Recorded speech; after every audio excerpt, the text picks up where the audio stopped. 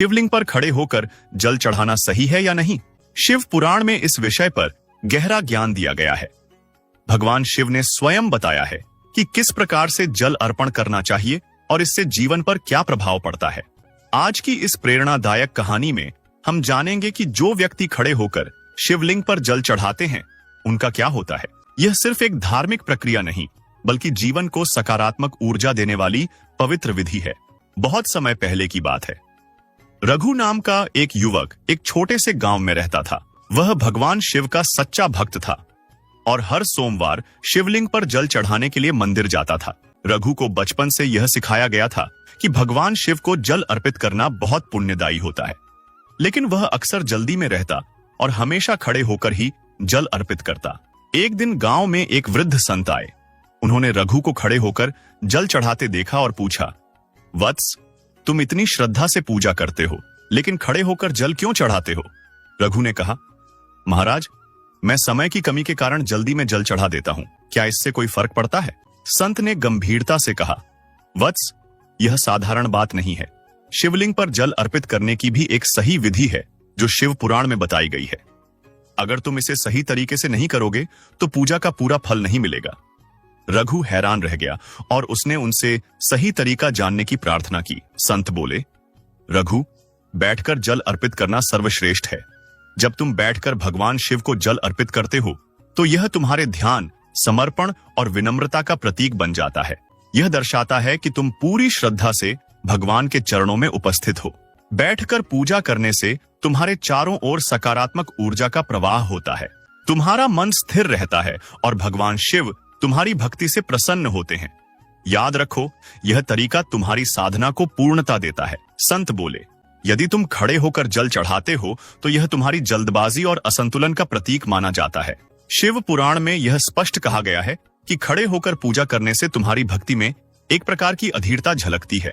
ऐसे में तुम्हारी पूजा की शक्ति कम हो जाती है, इसका प्रभाव भी आधा रह जाता है और तुम्हें पूर्ण फल नहीं मिलता।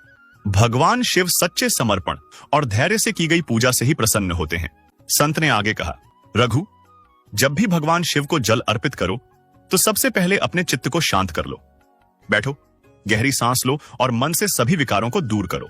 ध्यान रखना, तुम्हारा मुख उत्तर या पूर्व दिशा की ओर होना चाहिए। यह दिशा शुभ मानी जाती है और इससे तुम्हारी पूजा में सकारात्मक ऊर्जा का प्रवाह होता है। और सबसे महत्वपूर्ण बात, जल अर्पण करते समय बार बार ओम नमः शिवाय का जाप करो। यह मंत्र शिव का सबसे पवित्र नाम है जो तुम्हारे मन, शरीर और आत्मा को शुद्ध करता है। इस जाप से भगवान शिव की कृपा अवश्य प्राप्त होती है। संत ने रघु से कहा, याद रखो, भगवान शिव सच्ची भावना और सही विधि से की गई पूजा से ही प्रसन्न होते हैं। बैठकर शांत चित्त से और सही दिशा में मुख करके जल अर्पण करने से तुम्हारी साधना पूरी होती है।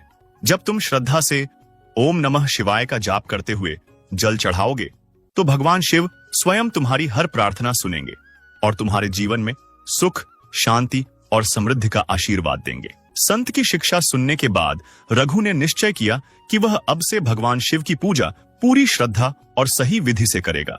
अगले सोमवार रघु सुबह उठकर स्नान कर शुद्ध वस्त्र पहनकर मंदिर गया। वह उत्तर दिशा की ओर मुख करके बैठ गया और सच्चे मन से ओम नमः शिवाय का जाप करते हुए शिवलिंग पर जल चढ़ाने लगा। पूरे मन से की गई इस पूजा से रघु को अद्भुत शांति और सकारात्मक ऊर्जा का अनुभव हुआ। रात्रि में भगवान शिव ने रघु के स्वप्न में आकर कहा, वत्स, अब तुमने सही विधि से पूजा की है। तुम्हारी श्रद्धा और समर्पण से मैं प्रसन्न हूं। तुम्हारे जीवन में सुख, समृद्धि और सफलता का मार्ग प्रशस्त होगा।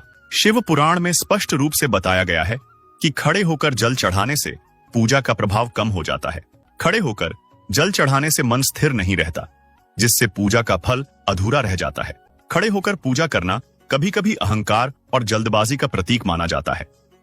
खड़े होकर जल अर्पित करने से सकारात्मक ऊर्जा का प्रवाह बाधित हो सकता है। इस कथा से हमें यह महत्वपूर्ण शिक्षा मिलती है कि पूजा में सही विधि का पालन आवश्यक है। बैठकर ध्यानपूर्वक जल अर्पित करना सबसे उत्तम माना गया है।